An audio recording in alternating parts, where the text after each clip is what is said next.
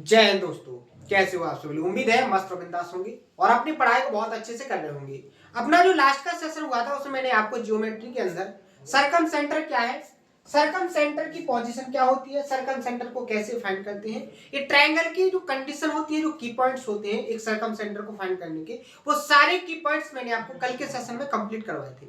उम्मीद है बहुत अच्छे से आप लोगों ने उसको नोट किया होगा, उसका रिवीजन किया होगा और बहुत अच्छे से उनको समझा होगा, क्योंकि आपको हर एक बेसिक चीज जितने अच्छे तरीके से आप कंप्लीट करोगे उतने अच्छे बेहतर तरीके से आपको आगे के जो मॉडरेट और डिफिकल्ट और एडवांस लेवल के कॉन्सेप्ट होते हैं उनको समझने में इंटरेस्ट बढ़ता है। ठीक है, तो उसी स्ट्रेटजी के साथ मैं आपको क्या है हर एक कॉन्सेप्ट का बिल्कुल बेसिक, उसके अंदर के जितने भी की पॉइंट्स हो सकते हैं हर एक की पॉइंट को मैं समझाने की कोशिश करता हूं। जैसे कि मैंने आपको कल सरकम सेंटर क्या है यहां से स्टार्ट किया था और उसके अंदर लगभग मैंने 5 से 6 की पॉइंट्स आपको लिखवाए थे, जिनमें मैंने पूरे सरकम सेंटर को फाइंड करने का आपको टेक्निक बताया था कि सरकम सेंटर क्या है।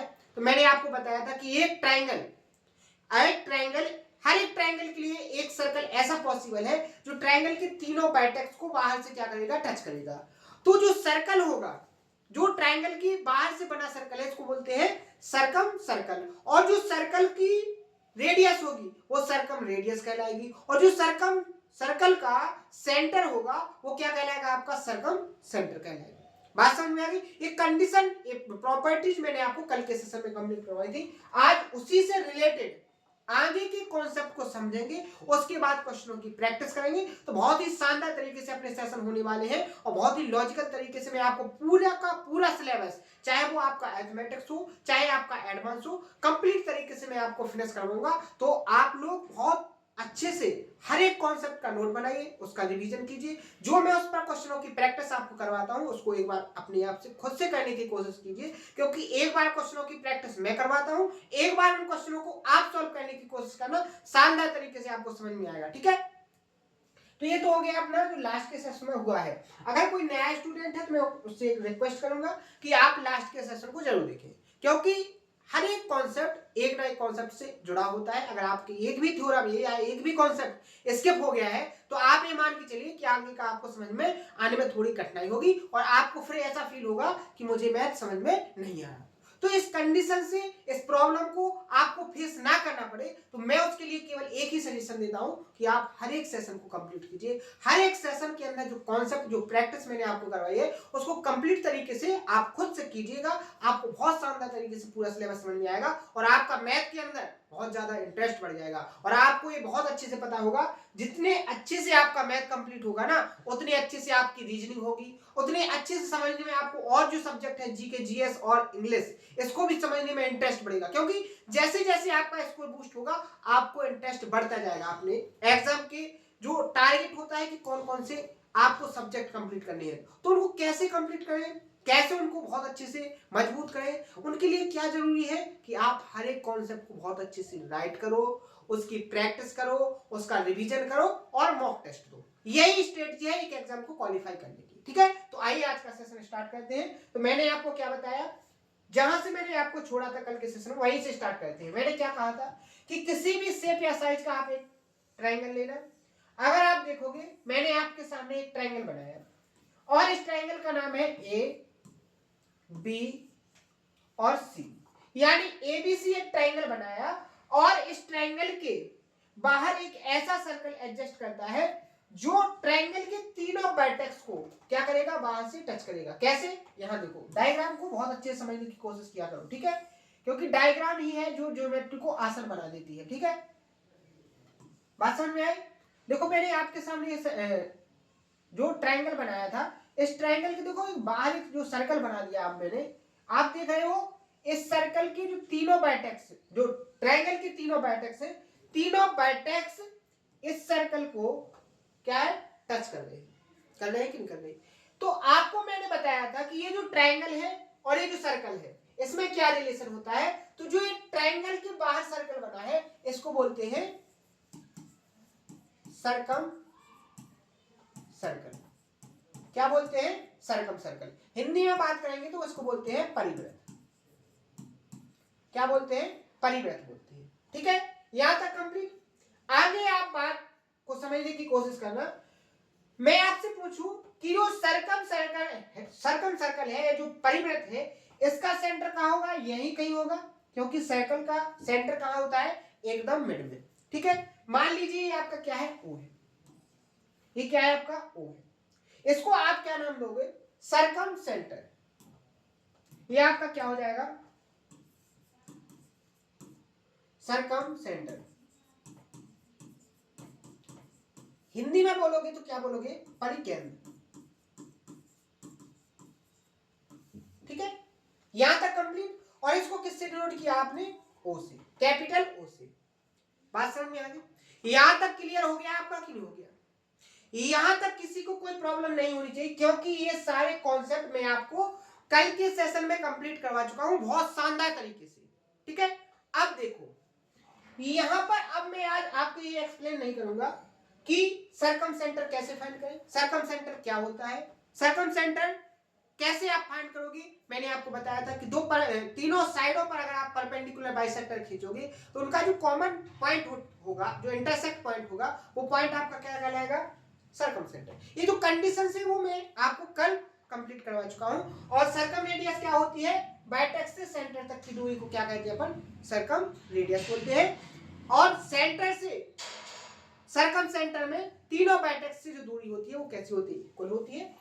इन सेंटर में क्या होता है? तीनों साइडों से दूरी इक्वल होती है। सर्कम सेंटर में क्या होता है कि सेंटर से बाइटेक्स तक की तीनों जो दूरियां होती है वो कैसी होती है? इक्वल होती है। ठीक है, अब देखो इस कॉन्सेप्ट से जो नेक्स्ट लेवल का कॉन्सेप्ट बनता है, जो एग्जाम में आपसे क्वेश्चन के थ्रू पूछा जाता है, वो कॉन्सेप्ट क्या बनता है उसको समझो। यहां देखो, यहां बाइटेक्स ए से सर्कम सेंटर को मिलाया, और यहां बाइटेक्स जो आपका सी था, इसको भी, ये आपका क्या हो गया? सी। क्या हो गया यहां पर? सी। यहां देखो, इसको अपन ने यहां पर मिला दिया, यहां ये जाकर कहां मिल गया? सर्कम सेंटर पर। मैंने क्या किया, ध्यान से सुनना, मैंने ट्रायंगल जो आपका बना था, ट्रायंगल की एंगल बी और एंगल सी से दो लाइन ऐसी खींची जो एक दूसरे को कहां पर मिलेगी? सर्कम सेंटर पर। कहां पर मिलती है? सर्कम सेंटर पर। तो इस सर्कम सेंटर पर ये जो एंगल बन रहा है, ये जो एंगल बन रहा है, इसकी वैल्यू क्या होती है? जैसे मैंने आपको इन सेंटर पर बनी एंगल की वैल्यू क्या होती है? 90 प्लस अपोजिट एंगल का हाफ। 90 प्लस अपोजिट एंगल का हाफ। ये आपको इन सेंटर में मैंने आपको प्रूव करवाया था। अब दूसरा कॉन्सेप्ट क्या है कि आपका यहां पर जो ओ है वो है सर्कम सेंटर, यानी कि परिकेंद्र। अब परिकेंद्र पर जो एंगल बना है, कहां से? एंगल बी और सी के द्वारा जो लाइन खींची गई, जो एक दूसरे को कहां पर मिलती है? सर्कम सेंटर ओ पर मिलती है। तो यहां पर जो ये एंगल बना है, इस एंगल की जो वैल्यू होगी वो क्या होगी? मैं इस एंगल की वैल्यू को फाइंड करने के लिए आपसे बोल रहा हूं। तो इसकी जो वैल्यू होती है वो क्या होती है? 2a। 2a का मतलब क्या हो गया? यानी इसके अपोजिट में जो एंगल है उसका क्या होगा? यहां पर डबल होगा। उसका क्या होगा? यहां पर डबल होगा। कैसे? एक थ्योरम आपने पढ़ा होगा, एक थ्योरम आपने पढ़ी होगी। क्या पढ़ी होगी? कि आपको पता होगा कि अगर कोई सर्कल है, अगर कोई सर्कल है, अगर सर्कल के सेंटर पर आपका 90 डिग्री का एंगल बनेगा, कितने का बनेगा? तो सर्कमटेंस पर, परिधि पर कितना एंगल बनेगा यहां पर? जैसे आप यहां पर समझो, जैसे मान लीजिए आपका ये सेंटर हो गया, आप यहां पर देखो, ये आपका सेंटर से होकर जाने वाली लाइन हो गई। ठीक है, आप यहां से देखो, यहां से आप यहां पर इसको मिलाओ, तो यहां जो एंगल बनेगा वो कितने डिग्री का बनेगा? 90 का। कैसे बनेगा? आपका यहां पर जो एंगल बना है उसका परिधि पर कैसा बनता है? आधा एंगल बनता है। ये कॉन्सेप्ट आपको पता है। इसी कॉन्सेप्ट से आप यहां पर देखो, अगर यहां पर ये एंगल परिधि पर ए बनेगा तो इसके सेंटर पर क्या बनेगा? 2a बनेगा कि नहीं बनेगा? समझ में आया कि नहीं आया? अब आप देखो, इसका प्रूफ समझो। अभी आपको नहीं आया होगा समझ में, देखो कैसे। अगर अभी भी प्रॉब्लम है तो देखो उसको कैसे सॉल्व करेंगे अपन। प्रॉब्लम को पूरी तरीके से फिनिश करना है अपन को, ठीक है? सॉरी, या देखो, मैंने यहां से इसको और मिला दिया, ठीक है। आपकी ये भी आर होगी, ये भी आर होगी और ये भी आपकी आर होगी। समझ में आ गया? क्लियर? यहां तक किसी को कोई दिक्कत? अब आप यहां देखो, आप ट्रायंगल ए ओ बी में देखो, आप ट्रायंगल ए ओ बी में देखो, यहां पर देखो ओ ए ओ बी के बराबर है, तो बराबर साइड्स के अपोजिट एंगल कैसे होंगे? बराबर होंगे कि नहीं होंगे? मान लीजिए, सपोज कीजिए ये वाला एंगल आपका थीटा है, ये वाला आपका एंगल थीटा है, तो ये जो एंगल होगा यहां से यहां तक का, ये भी आपका थीटा होगा कि नहीं होगा? समझ में आ गया? इसी तरीके से आप यहां देखो, अगर आपका ये एंगल क्या है, आपका अल्फा हो गया, ये जो एंगल है ये अल्फा हो गया, तो यहां पर ये जो एंगल बना है ये भी तो अल्फा होगा कि नहीं होगा? क्लियर है कि नहीं? इक्वल साइड्स के आमने सामने के जो एंगल्स होते हैं वो कैसे होते हैं? इक्वल होते हैं। यहां तक क्लियर हो गया? अब आप यहां पर देखिए, बहुत ज्यादा कॉन्सेप्ट आपको कंप्लीट होंगे तभी ये सारी चीज समझ में आएंगी, क्योंकि जो बेसिक कॉन्सेप्ट मैंने आपको कंप्लीट करवाए, अगर आपने उन कॉन्सेप्ट को बहुत ध्यान से समझा है, ठीक है, और उनका डिवीजन किया है, तो ये आपको बहुत शानदार तरीके से समझ में आ रहा होगा। और अगर नहीं किया है तो फिर आपको बोरियत फील हो रही होगी, ठीक है। अब आप यहां पर देखिए, ट्रायंगल ए ओ बी में, ट्रायंगल ए ओ बी में, ध्यान से, ट्रायंगल ए ओ बी में आपको इस ट्रायंगल का ये एक्सटीरियर एंगल लग रहा है कि नहीं लग रहा हैगा? होगा कि नहीं होगा? होगा। अब आप यहां देखिए, एक्सटीरियर एंगल की जो वैल्यू होती है वो क्या होती है? अपोजिट एंगल का सम। तो आप यहां पर देखिए, थीटा और थीटा क्या हो जाएगा? यहां पर 2 थीटा हो जाएगा कि नहीं? इसी तरीके से आप देखो ट्रायंगल ए ओ सी, ये भी तो ये वाला आपका क्या होगा? एक्सटीरियर एंगल, तो ये भी क्या हो जाएगा? 2 अल्फा। और अगर बात करेंगे कंप्लीट एंगल, कौन से कंप्लीट एंगल की? इस कंप्लीट एंगल की, तो क्या हो जाएगा? 2 थीटा प्लस 2 अल्फा हो जाएगा कि नहीं हो जाएगा? आप यहां पर देखोगे 2 कॉमन आ जाएगा, थीटा प्लस अल्फा यही हो जाएगा। और यहां पर देखो थीटा प्लस अल्फा की वैल्यू को आप क्या लिख सकते हो? ए। तो यहां पर क्या हो जाएगा आपका? इक्वल टू में 2a, यानी आपका यहां पर सर्कम सेंटर पर बना जो एंगल होता है वो क्या होता है? बाइटेक्स पर बने एंगल का डबल होता है, बाइटेक्स पर बने एंगल का डबल होता है। ध्यान से सुन रहे हो नहीं? बाइटेक्स पर बने एंगल का दोगुना होता है। देखो कैसे, आप उसको ध्यान से समझो, क्योंकि जितने शानदार तरीके से आपको कॉन्सेप्ट समझ में आएगा, उतने ज्यादा स्पीड से आप क्वेश्चनों की प्रैक्टिस करोगे, उतनी ज्यादा अच्छे से आपको हर एक कॉन्सेप्ट समझ में आएगा, ठीक है। यहां देखो, जैसे मैं आपसे पूछूं एंगल बीओसी, एंगल बीओसी क्या होगा? तो यहां पर क्या हो जाएगा? एंगल बीओसी किसका? बाइटेक्स ए का दुगना 2a, ठीक है। बात करेंगे एंगल एओसी की, एंगल एओसी की, तो ये क्या हो जाएगा आपका? इसके अपोजिट में बाइटेक्स क्या है? बी, तो ये क्या हो जाएगा? 2b। बात करेंगे एंगल एओबी की, एंगल एओबी की, तो ये क्या हो जाएगा आपका? इस एंगल की बात, ये क्या हो जाएगा? इसके अपोजिट में एंगल बाइटेक्स क्या है? सी, तो यहां क्या हो जाएगा? 2c। समझ में आया कि नहीं?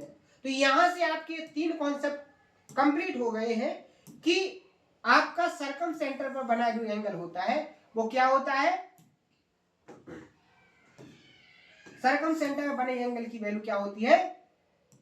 बाइटेक्स में बने एंगल के दुगनी होती है, ठीक है। मोस्ट इंपोर्टेंट कॉन्सेप्ट है, बहुत ज्यादा इस पर क्वेश्चन क्रिएट किए गए हैं, शानदार तरीके से, लॉजिकल तरीके से लैंग्वेज को क्रिएट करके, डाटा को सेट करके एक एग्जामिनर क्वेश्चन को क्रिएट करता है।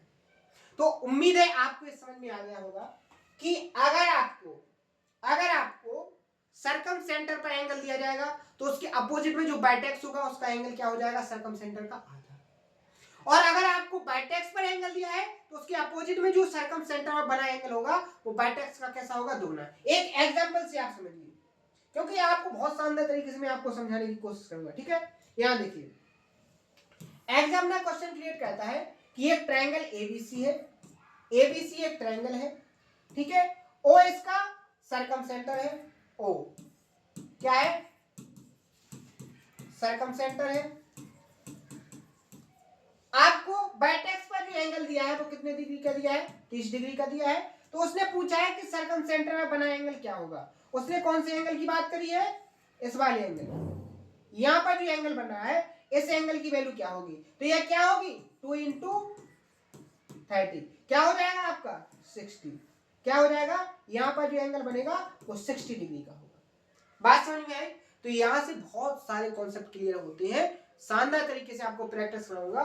अलग अलग लैंग्वेज से अलग अलग क्वेश्चन की डाटा के साथ क्वेश्चन को क्रिएट करता है, आपको हर एक तरीके से मैं आपको समझाऊंगा। तो आज मैंने आपको क्या समझाया, जो मैंने आपको समझाया था सर्कम सेंटर से नेक्स्ट लेवल पर जो क्वेश्चन क्रिएट होते हैं जिस कॉन्सेप्ट पर, आज सबसे बेसिक कॉन्सेप्ट मैंने आपको कंप्लीट करवाया है। कल इसमें बहुत ज्यादा क्वेश्चनों की प्रैक्टिस करेंगे और नया कॉन्सेप्ट सीखे शानदार तरीके से। तो आज के सेशन में अगर कोई डाउट हो या कोई प्रॉब्लम आपको आई हो तो उसको कमेंट बॉक्स में जरूर बताएं। आपके सारे डाउट बहुत आसान तरीके से सॉल्व किए जाएंगे, बहुत ही टेक्निकल तरीके से मैं आपको समझाऊंगा, कोई भी डाउट आपका नहीं रहेगा। ठीक है, तो इसी उम्मीद के साथ आज के सेशन को फिनिश करते हैं, मिलते हैं कल के सेशन में इसी जोश और उम्मीद के साथ। तो थैंक यू, धन्यवाद।